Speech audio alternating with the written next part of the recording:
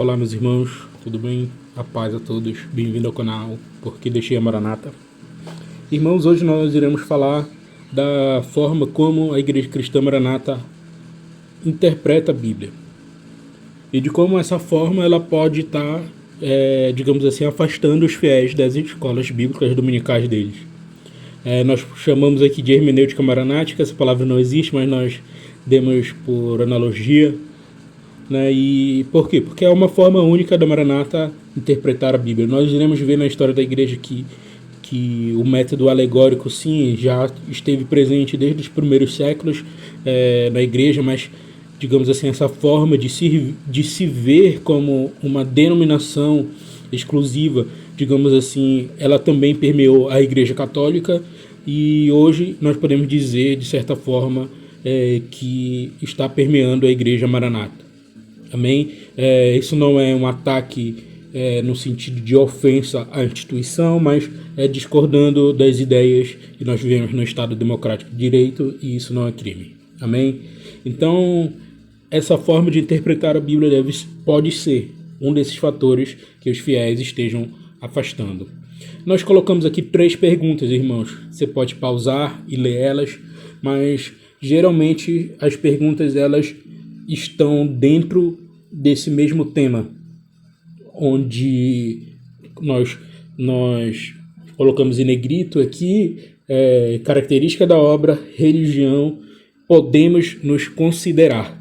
Por quê? Porque as perguntas das escolas bíblicas dominicais da Maranata, elas consistem geralmente nesses 3 pontos, onde eles se veem no texto, onde eles falam mal do cristianismo, fala mal da religião, fala mal de teologia, fala mal de filosofia, e não de filosofia em si, mas da teologia com a filosofia, e de se considerar como algo mais genuíno, de se considerar como algo mais puro, à parte em detrimento do resto do cristianismo. No nosso primeiro vídeo e segundo vídeo, nós trazemos falas de pastores, diversos pastores, não apenas do pastor presidente, em que nós podemos encontrar essas características. Não é mentira, não é algo inventado, você pode acompanhar lá no nosso primeiro e segundo vídeo. Amém? Então, geralmente são perguntas que já estão subtendidas a respostas. E assim, irmãos, é como se você chegasse numa igreja séria, numa igreja bíblica com essas perguntas. Não querendo se parecer mais maduro, não querendo se parecer por cima. Nós cremos que os nossos irmãos Maranata eles fazem isso, mas no sentido de que nessas igrejas já há uma certa maturidade bíblica, mesmo que mínima. Se você chegasse com essas perguntas que já estão subtendidas a respostas e são induzitivas já a algo, seria como você pedisse a um universitário fazer um exercício de cobrir linhas pontilhadas. Algo que você faz lá no sistema pré-escolar. Né? Por quê, irmãos? Porque isso não é um sistema bíblico de se abordar a palavra de Deus. Não é um sistema bom de se abordar a palavra de Deus. Nós vemos também que eles têm ricas alegorias e alegorias que muitas vezes elas são sem pé, sem cabeça, com o argumento que, ao meu ver, não procede, que é fruto de uma revelação do Espírito Santo, fruto da palavra revelada. E nós iremos falar mais disso no decorrer do vídeo.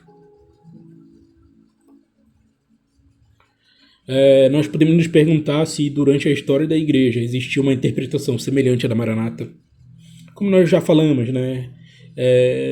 Algumas igrejas já se viram no texto bíblico, mas nós podemos dizer que no meio protestante, isso de certa forma a Maranata ela exerce com uma grande, digamos assim, relevância, porque isso está presente em quase que todos os estudos dela. Isso está presente em palavras dela. Nós iremos falar, né, daqui a pouco, quanto já ouvimos falar de obra de Davi, né? Choramos por essa obra. Então nós podemos ver que na história da igreja essa interpretação ela foi rejeitada. interpretação que ela consiste e que ela é somente alegórica, ela foi rejeitada. Sem trazer o teor literal e sem trazer o teor histórico, ela foi rejeitada. Mas a tarefa da Maranata consiste em se achar nos textos bíblicos, caso esse texto apresente algo positivo, como fidelidade, beleza e pureza.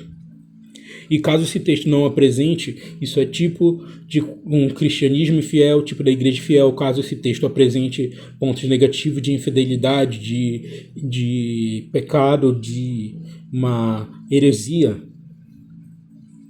E nós podemos dizer que, mediante essas perguntas também, há uma generalização do cristianismo. Certa pergunta da escola dominical foi como a tradição se afastou disso. E nós podemos dizer que há uma generalização do cristianismo, lembrando que o presidente, no dia 30/3, ele falou as principais denominações do Brasil e as colocou como se tivessem perdido o Espírito Santo de Deus. E há uma ênfase dos dons como divisor da obra de Deus, como se os dons fossem o que dividisse, fosse um fator determinante para que Deus atestasse que ali fosse a obra dele. Com o argumento que se eles têm dons, eles são um corpo vivo. E que eles também amam essa doutrina de corpo, mas que corpo é esse? Que só é Maranata, que eu não posso amar um irmão que saiu da minha igreja, pode estar vivendo a fé em outra denominação? Que irmão é esse que eu não posso amar a ponto de que, mesmo se ele for um parente, ele sair da igreja, eu tenho que me afastar, porque ele possivelmente ele tem sementes malignas em si? E nós podemos dizer, irmãos, que esse ciclo ele se repete. Ataque ao cristianismo, somos a obra do Espírito, tipologias imaginárias com pouca exposição da palavra de Deus. Amém? Então isso é uma das causas do êxodo das escolas bíblicas, em que se encontra um vazio nas escolas bíblicas. E nós podemos dizer que eles estão cheios de alegorias. O método alegórico, o método simbólico é o que é de maior evidência na Igreja Cristã Maranata, onde muitos textos são tirados dos seus contextos e muitos textos eles são isolados. Muitos textos eles não apresentam conforme aquilo foi escrito. Por exemplo, Jesus estava com a veste de sangue, como é apresentado em Apocalipse 19. Muitas das vezes eles colocam como se aquilo fosse o sinal de que o sangue de Jesus está ali. Quando, se nós lermos Apocalipse 19, nós veremos que o sangue que suja as vestes de Jesus é o sangue dos seus inimigos.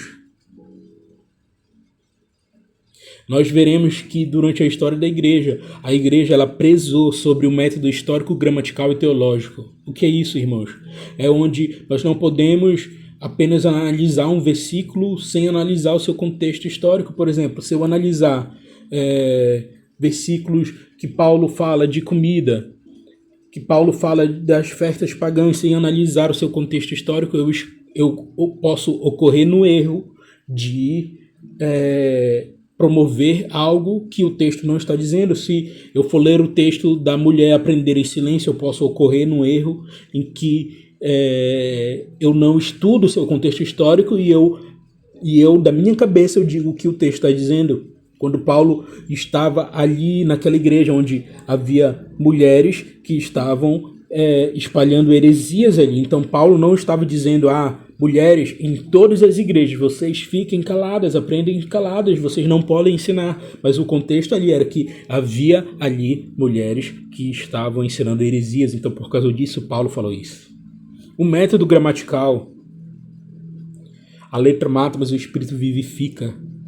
Nós vemos que nesse método gramatical, geralmente é se tirar do texto do seu contexto, e muitas vezes nem o português correto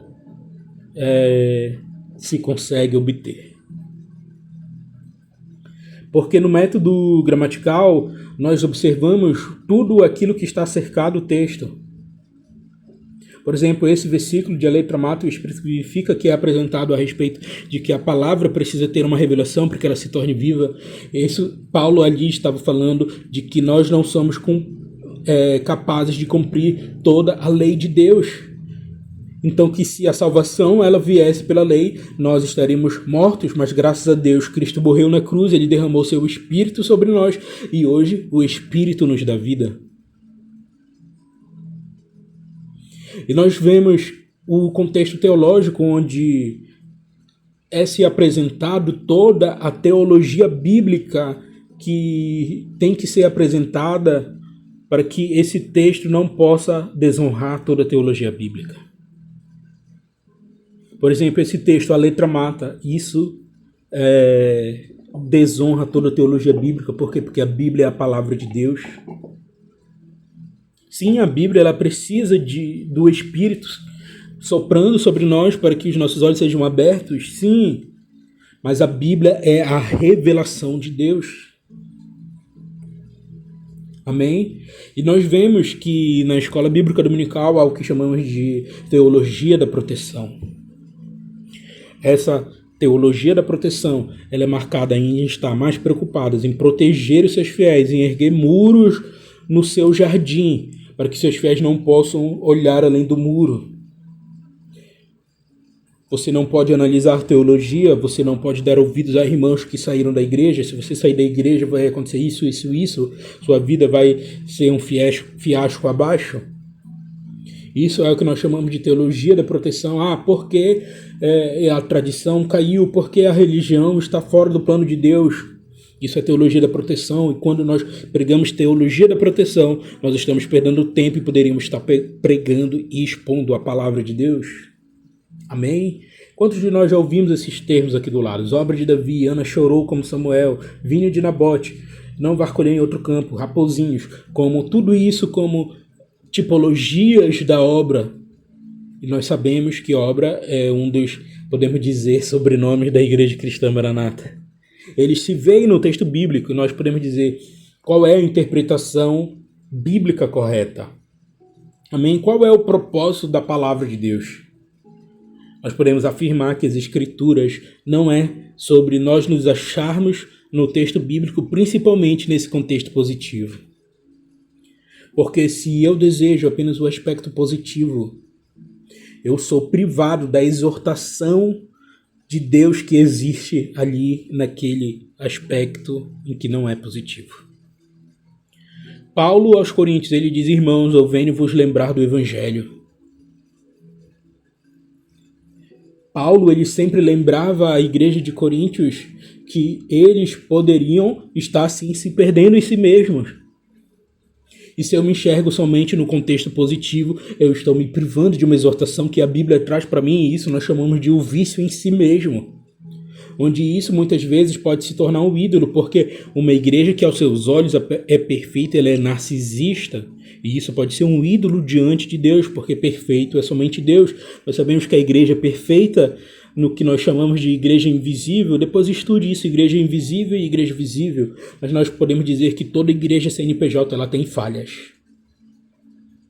Toda igreja CNPJ, ela tem, toda denominação, ela tem erros, toda. Por quê? Porque perfeito só é Cristo. Nós colocamos aqui, por acaso sou eu, essa é a forma correta de interpretarmos a Bíblia. A Jesus ali na ceia, ao dizer, onde vós há de me trair, os discípulos não se acusaram entre eles, não disseram, é Judas, é tal. Eles se perguntaram, por acaso sou eu?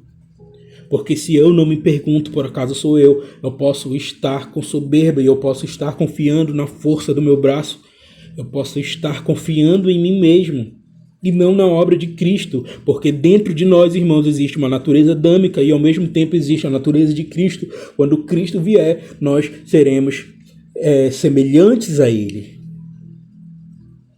Então nós podemos nos perguntar qual seria a exortação de Paulo à Maranata. Ou nesse sentido de Jesus enviar uma carta a uma igreja no sentido das 7 cartas, qual seria a exortação de Jesus a Maranata? Será que ele veria apenas os aspectos positivos, pois é a obra perfeita de Deus?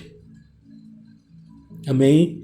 Qual é o perigo, irmão, de exercer essa hermenêutica individual? Lutero, ele não defendia a livre interpretação, ele defendia o livre exame. O que é o livre exame, irmãos?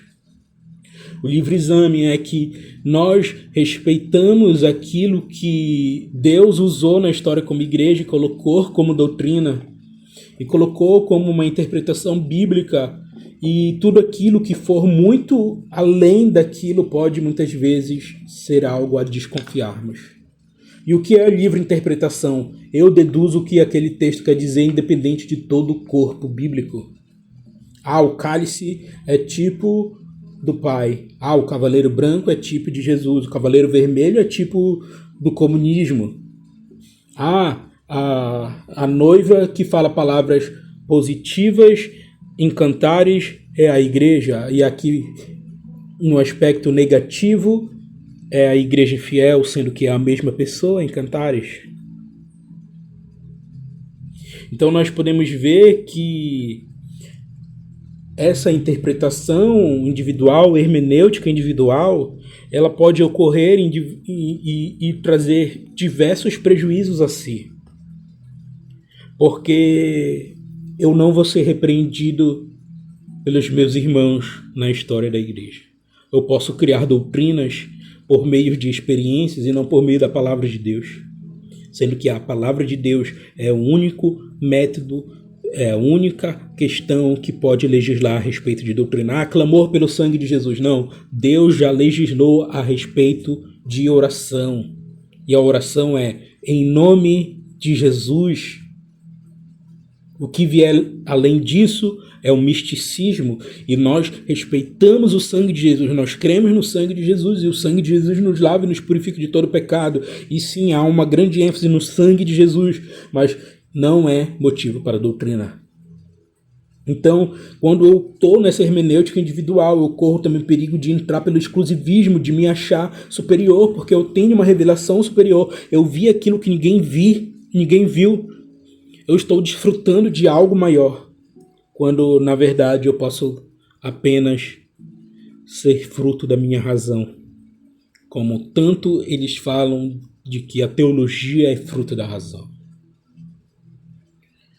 E nós podemos nos perguntar, irmãos, o que é ensino e o que é doutrinação? Doutrinação, muitas vezes, irmãos, é algo que é extremamente repetitivo, maçante, a ponto de você se tornar aquilo que você fala. E muitas vezes usando testemunhos, muitas vezes usando a palavra de Deus, e muitas seitas surgiram disso. Nós não estamos afirmando que a Maranata é uma seita. Tire suas conclusões no nosso primeiro, segundo e terceiro vídeo. Mas nós vemos que doutrinação está extremamente ligada às seitas, onde elas batem numa tecla, até que você vive aquilo. Porque existem pais que não falam com filhos por causa que eles saíram da Igreja Cristã Maranata? Porque há uma pergunta que é feita ao pastor: se tais pessoas saíram, você continua? Porque é feita uma pergunta a respeito: olha, você está disposto a obedecer às determinações que vêm por meio do presbitério? E nós podemos nos perguntar, irmãos, o que é ensino e o que é doutrinação. O isolamento da Maranata perante o resto do corpo de Cristo, inclusive isolamento hermenêutico, é prejudicial a si mesma. Amém, irmãos? Isso é prejudicial a si mesmo, irmãos. E isso ofende a cruz de Cristo. Nós falamos isso nos primeiros vídeos.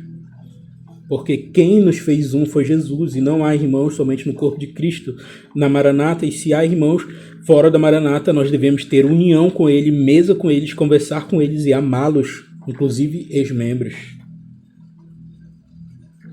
Um teste de doutrinação, irmãos. Nós podemos dizer que um dos maiores quesitos de uma seita é que é impossível sair de uma seita e tire suas próprias conclusões. Mas nós estamos falando aqui a respeito de características de seita. Se você encontra, é o seu olho. Se você não encontra, tudo bem. Mas uma das características de seita é que é impossível a saída. Você vai sair dali e você vai ser taxado de caído.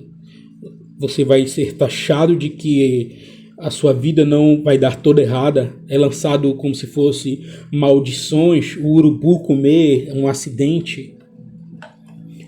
É taxado como se você não pudesse encontrar Cristo em nenhum outro local. Nós lembramos a circular 46, aquele que sair daqui não vai levar Jesus Cristo, não vai levar a igreja fiel, nem o Espírito Santo. O que é isso, irmãos? Ao meu ver, isso é exclusivismo. Ao meu ver, é impossível a saída da Maranata. O que é, irmãos, a beleza afrontosa? É onde parece que Deus levantou uma igreja e todas as outras passaram a ser feias. Não, irmãos, todas as igrejas devem respeitar as demais igrejas que têm as doutrinas elementares em comum, que creem em sacrifício de Jesus, creem na divindade de Jesus, creem na Trindade, creem no Espírito Santo de Deus. Amém? A supremacia dos dons é colocado como se dons fosse algo supremo, quando na verdade supremo é o amor, até mesmo acima dos dons. Paulo aos Coríntios, ele exorta e ele diz: irmãos, vocês são carnais, apesar de vocês terem todos os dons. Irmãos, eu quis me comunicar a vocês como a pessoas espirituais, não, mas vocês são meninos.